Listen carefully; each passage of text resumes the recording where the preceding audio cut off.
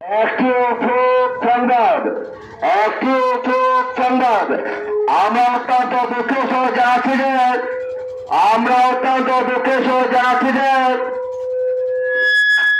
কুমিল্লা 10 লাকসা মনোহরগঞ্জের সাবেক সংসদ সদস্য, কুমিল্লা বিভাগীয় বাংলাদেশ জাতীয়তাবাদী দলের সাবেক সাংগঠনিক সম্পাদক অবসরপ্রাপ্ত কর্নেল অফিসার তানাবাদী সাহেব গত রাত 2:30 সময় ঢাকার একটি হাসপাতালে ইন্তেকাল করে আছেন।